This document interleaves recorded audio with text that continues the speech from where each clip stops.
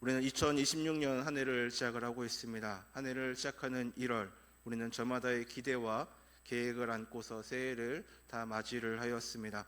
하지만 우리의 현실은 그렇게 녹록지 않은 것 같습니다.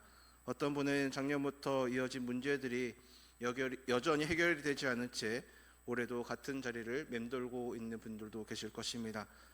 직장에서의 어려움과 또한 관계의 막힘과 건강의 문제, 또한 여러 가지 많은 문제들로 인하여서 우리는 종종 더 이상 앞으로 나아갈 수 없다라고 느끼는 순간들이 있을 것입니다. 오늘 우리가 함께 묵상한 이사야 43장의 말씀도 바로 그런 상황 속에서 주어진 하나님의 음성입니다. 바벨론의 포로기, 이스라엘 백성들은 모든 것이 끝났다라고 생각을 하고 있었습니다. 조국은 멸망했고 성전은 무너졌고 그들은 이방 땅에서 노예로 살아가고 있었습니다. 그들의 눈에는 더 이상 희망이 보이지 않았습니다. 그러나 하나님은 바로 그 막막한 현실, 그 한복판에서 선포하고 계십니다. 보라, 내가 새해를 행하리니 라고 말씀을 하십니다. 우리가 끝이라고 말할 때 하나님께서는 여전히 현재 진행형으로 일하고 계신다는 그 놀라운 진리를 오늘 말씀을 통해 가지고 같이 나눠보고자 합니다. 먼저 14절부터 18절 말씀을 보게 되면 과거를 기억하되 거기 멈추지 말라라고 말씀을 하고 있습니다. 하나님은 먼저 당신이 누구신지를 분명하게 밝히고 있습니다. 너희의 구속자요 이스라엘의 거룩하니 라는 선언으로 시작을 하면서 바벨론의 권세를 깨뜨리실 것을 약속을 하고 있습니다. 14절에서 하나님은 바벨론에 사람을 보내어라고 말씀을 하고 계시는데 이것은 단순한 미래의 희망이 아니라 이미 진행 중인 하나님의 계획을 말하고 있는 것입니다. 바벨론이 아무리 강력해 보여도 그들의 기쁨의 배들이 아무리 웅장해 보여도 하나님 앞에는 무너질 수밖에 없는 존재임을 선포하고 계십니다. 그런데 더 놀라운 것은 16절부터 이어지는 말씀입니다. 하나님은 과거의 위대한 구원의 사건, 곧 출애굽을 그들에게 상기를 시켜주고 있습니다. 바다 가운데 길을, 큰물 가운데 지름길을 내고 병거와 말과 군대의 용사를 이끌어내어 그들의 일시에 엎드러져 일어나지 못하고 라고 말씀을 하십니다. 이것은 홍해를 가르신 그 극적인 구원의 역사를 말하는 것입니다. 이스라엘 백성들이 그 이야기를, 그 말씀을 얼마나 자랑스럽게 되새겼겠습니까? 그것은 그들의 정체성이었고 믿음의 근원이었고 또한 희망의 원천이기도 하였습니다.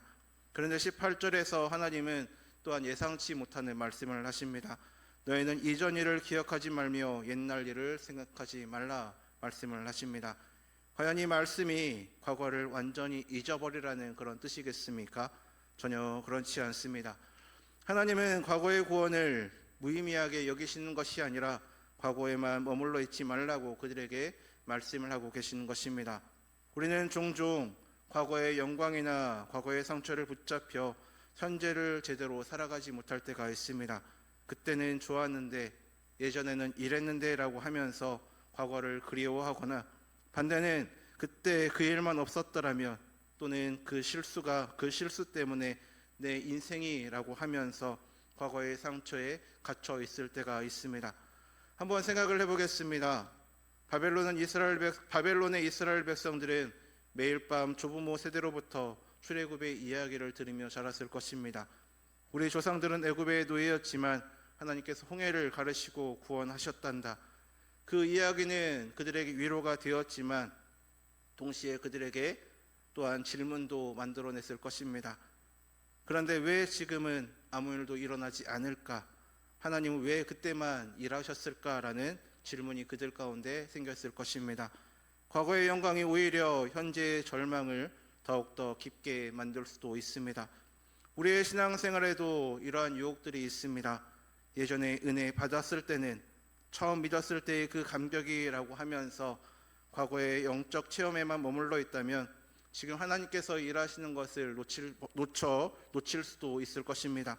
반대로 그때 그 기도가 응답되지 않았기 때문에, 그때 그 일로 실망했기 때문에라고 하면서 과거에 또한 아픔에 갇혀 있다면 하나님이 지금 열어주시는 새로운 문을 바라보지 못하게 될 것입니다.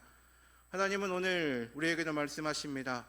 과거를 기억하되 거기 멈춰있지 말라고, 과거의 은혜는 감사하되 그것이 오늘 하나님이 행하시는 새해를 보는 눈을 가리지 않도록 하라고 우리에게 말씀을 하고 계십니다. 우리는 지금 수요일 저녁 한 주의 중간을 보내고 있는 가운데 있습니다. 우리는 지난 3일 동안에 여러 가지 일로 많이 피곤해지고 있습니다. 지난주에 있었던 실패가 떠오르기도 하고 지금까지 쌓인 일들에 또한 지쳐 있을 수도 있습니다. 하지만 하나님은 그 과거에 발목 잡혀 있지 말라고 우리에게 말씀을 하십니다. 왜냐하면 하나님은 이미 새로운 일을 시작하셨기 때문입니다.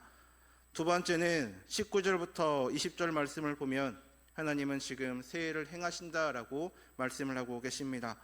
19절의 말씀이 우리에게 울려 퍼지고 있습니다. 보라, 내가 새 일을 행하리니 이제 나타날 것이다 라고 말씀을 하고 있습니다. 여기서 행하리니라는 표현은 히브리어 원문으로 보게 되면 현재 진행형의 의미가 담겨져 있습니다. 하나님은 앞으로 언젠가 할 것이다가 아니라 지금 이미 하고 있다라고 말씀을 하고 계신 것입니다. 그리고 이어서 너희가 그것을 알지 못하겠느냐라고 하시면서 반문을 하십니다. 놀라운 것은 이 말씀이 바벨론 포로기에 주어졌다는 사실입니다. 겉으로 보기에는 아무것도 변한 것이 없었습니다.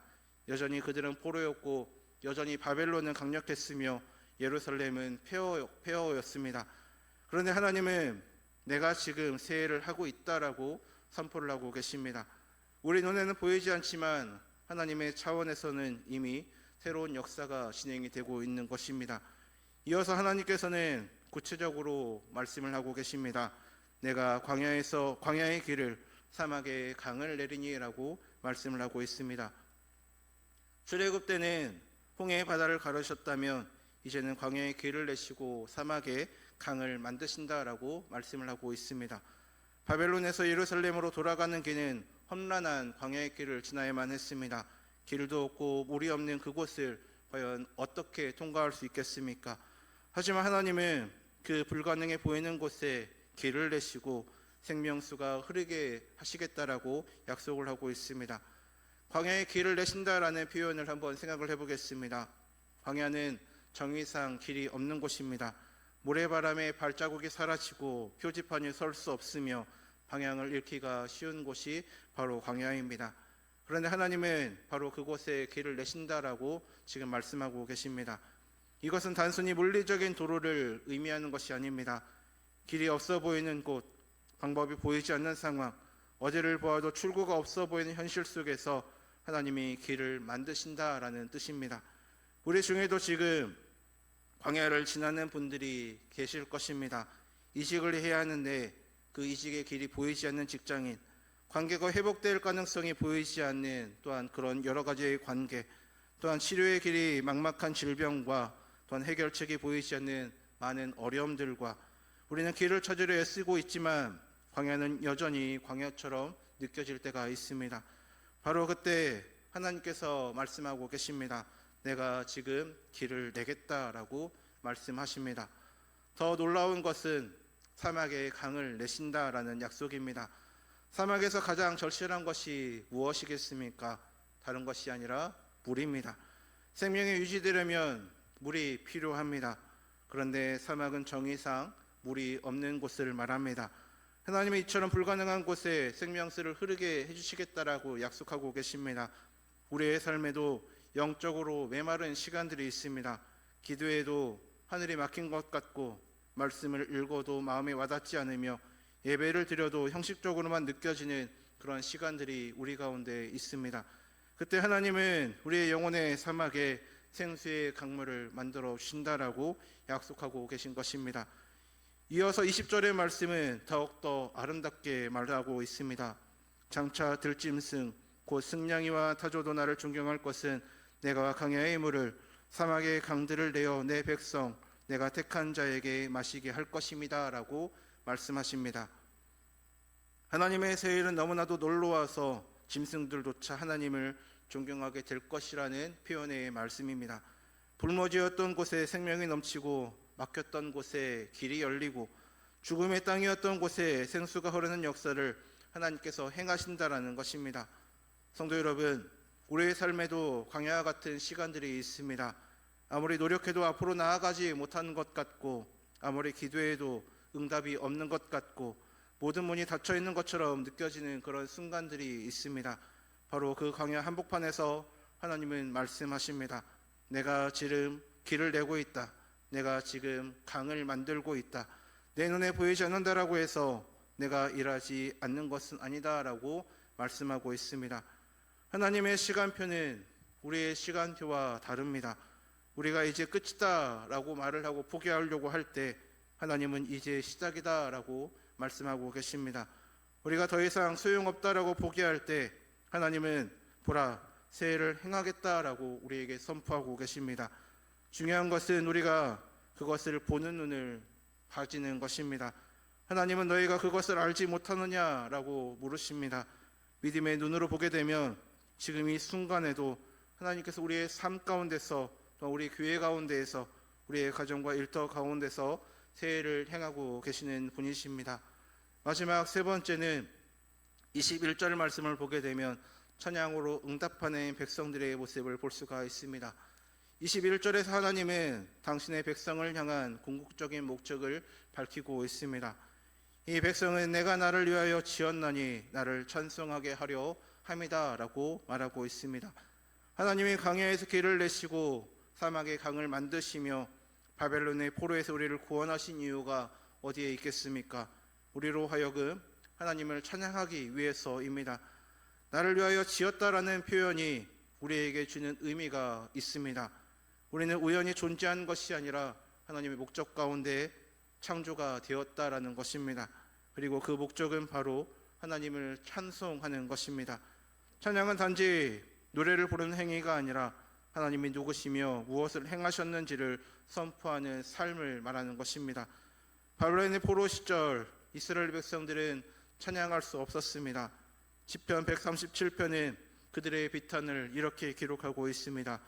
우리가 바벨론의 여러 강변 거기에 앉아서 시온을 기억하며 울었도다. 우리에게 노래를 청하며 이 땅에서 어찌 여호와의 노래를 부를까라고 그들은 말했습니다. 찬양이 멈춘 곳, 그곳이 포로된 삶의 가장 슬픈 모습이었습니다. 찬양이 멈췄다라는 것은 단순히 노래를 부르지 않는다라는 의미가 아닙니다. 그것은 하나님에 대한 고백이 그들 가운데 사라졌다는 뜻이고 소망이 끊어졌다라는 의미이고 또한 믿음이 흔들렸다라는 모습입니다. 바벨론 사람들이 시온의 노래를 불러달라라고 조롱을 했을 때에 이스라엘 백성들은 어떻게 이방 땅에서 여호와의 노래를 부를 수 있겠느냐라고 하면서 거부를 하였습니다. 그들의 수금은 버드나무의 가지에 걸려 있었고 그들의 입은 닫혀 있었습니다. 우리도 때때로 찬양할 수 없는 상황을 경험을 하기도 합니다. 너무 힘들어서 또한 너무 억울해서 너무 절망스러워서 우리의 입이 열리지 않는 순간들이 있습니다. 수요일 저녁 이 자리에 나오기까지 많은 무게의 짐을 짊어지고 오셨을 것입니다. 직장에서의 많은 스트레스와 가정에서의 갈등과 경제적인 압박과 또한 건강의 염려와 이런 것들이 우리의 입을 닫게 만들고 우리의 마음에서 찬양을 빼앗아 갑니다. 그런데 하나님은 다시 그들이 찬양하게 하시겠다라고 약속을 하고 계십니다. 막혔던 입이 열리고 눌렸던 영이 회복되며 절망했던 심령의 소망으로 가득 차서 하나님을 찬양하게 될 것이라는 약속입니다. 이것은 단순히 좋은 일이 생겨서 기분이 좋아진다라는 의미가 아닙니다. 하나님이 행하신 새해를 경험하고 그분의 신실하심을 체험하며 불가능해 보였던 현실 속에서 하나님의 역사하심을 목격할 때 우리는 자연스럽게 하나님을 찬양하게 될 것입니다. 수요일 저녁 우리는 늘 피곤에 지쳐 있습니다. 한 주의 절반을 넘기면서 지쳐 있기도 합니다. 때로는 찬양할 힘도 기도할 여력도 없는 것처럼 느껴질 때도 있습니다. 하지만 바로 이 자리가 찬양의 자리입니다. 우리가 힘이 있어서가 아니라 하나님이 멈추지 않고 일하시기 때문에 우리는 찬양할 수 있는 것입니다. 우리의 상황이 완벽해서가 아니라 그 상황 가운데서도 새해를 행하시는 하나님이 계시기 때문에 우리는 그 하나님을 바라보고 찬양할 수 있는 것입니다. 찬양은 승리의 결과이기도 하지만 동시에 믿음의 선포이기도 합니다. 아직 눈으로 보이진 않지만 하나님이 일하고 계심을 믿기에 아직 완성되지는 않았지만 하나님이 반드시 이루실 것을 신뢰하기에 우리가 지금 이 자리에서 찬양할 수 있는 것입니다. 그 찬양이 광야의 어둠을 뚫고 사막의 메마름을 적시며 우리의 영혼에 하나님의 새해를 임하는 통로가 될 것입니다. 성도 여러분, 오늘 우리는 하나님은 멈추지 않으신다라는 제목으로 이사야 43장의 말씀을 함께 나누었습니다. 바벨론 포로라는 막힌 현실 속에서도 모든 것이 끝난 것처럼 보이는 그런 상황 가운데서도 하나님은 여전히 현재의 진행형으로 일하고 계셨습니다. 우리는 끝이라고 말하지만 하나님은 시작이다라고 말씀하고 계십니다. 우리는 막혔다라고 탄식을 하고 있지만 하나님은 길을 내고 계십니다. 우리는 메말랐다라고 절망을 하고 있지만 하나님은 그 가운데서 강을 만들고 계십니다. 과거에 머물지 말라는 말씀, 지금 하나님이 행하시는 새해를 보라는 명령, 그리고 그것을 경험하며 찬양하라는 그 초대를 오늘 우리 가운데 또한 부르고 계십니다. 이번 한 주 우리가 적용할 수 있는 부분이 구체적인 부분이 있습니다. 먼저 과거에 붙잡혀 있는 것이 무엇인지 돌아보시기를 바랍니다. 과거의 영광이든 과거의 또한 상처든 그것이 오늘 하나님이 행하실 새해를 보는 눈을 가리고 있지는 않습니까? 그것을 하나님께 내려놓고 지금 이 순간 하나님이 무엇을 하고 계신지 바라보시기를 바랍니다. 두 번째는 막혀있다고 느끼는 그 자리에서 하나님의 새해를 기대하시기를 바랍니다. 광야 같은 직장에서, 사막과 같은 관계에서, 불모지와 같은 현실 속에서 하나님은 지금 무엇을 하고 계실까 모르며 믿음의 눈을 열어 바라보시기를 바랍니다. 보이지 않는다라고 해서 하나님이 일하지 않으시는 것은 아닙니다. 하나님이 일하고 계심을 믿고 나아가시기를 바랍니다. 세 번째는 찬양으로 응답하시기를 바랍니다. 완벽한 상황이 올 때까지 기다리지 마시고 지금 그 자리에서 여전히 어려움이 있는 그 자리에 있지만 그럼에도 불구하고 멈추지 않으시는 그 하나님을 바라보고 찬양하시기를 바랍니다. 그 찬양이 우리의 영혼에 새 힘을 주고 우리의 삶에 새로운 문을 열어줄 것입니다. 한 주의 중간 이 수요일 저녁 다시 한번 믿음으로 고백하시기를 바랍니다. 우리 하나님은 멈추지 않으십니다. 과거에도 일하셨고 지금도 일하시며 앞으로도 신실하게 일하실 것입니다. 그분이 내시는 광야의 길을 걸으며 그분이 만드시는 사망의 강물을 마시며 그분을 찬양하며 나아가는 우리 모든 믿음의 성도들 되기를 주님의 이름으로 간절히 소망합니다.